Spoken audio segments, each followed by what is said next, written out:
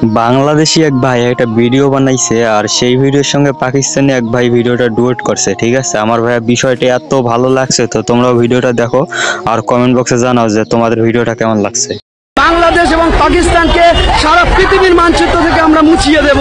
বজরং দল হুঁশিয়ার করছে বাংলাদেশ পাকিস্তানকে, এবং আবারও বলছি ভারতবর্ষ থেকে হাসি পায়। ওই যে একটা কথা আছে না, যে নতুন পাগলের খাবার নাই, পুরান পাগলের আমদানি। ঘটনা হয়েছে এইটা। মানে একটা কথা বুঝলাম না, তাদের সমস্যা হলে আপনার পাকিস্তানের সাথে, তারা যা কিছু বলবো পাকিস্তানে বলবো, যা কিছু করার পাকিস্তানের সাথে করবো। কিন্তু এখানে বাংলাদেশ আসলো কোথায় থেকে? কি বাংলাদেশের জায়গাটা কি একটু নরম? মানে যেখানে কামড় দেবে এখানে কি বয়ে যাইবো? ওই আগের 1 বছরের কথা ভাইবা লাভ নাই ভাই।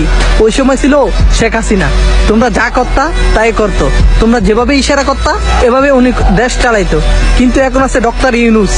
ডক্টর ইউনুস নামটা আবার শোনো, উনি আছে না তোমাদের আব্বার আব্বা।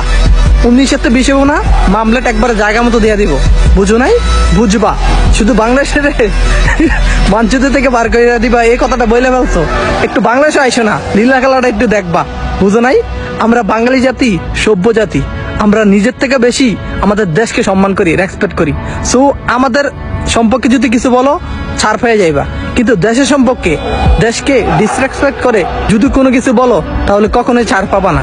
আমরা বাঙালি জাতি, সেই জাতি যেই জাতি তোমার বাসার জন্য 30,000 মানুষ শহীদ হয়েছে, বুঝছো? কোন দেশে হয়েছে শুনছো এরকম? আমরা করছি সেটা।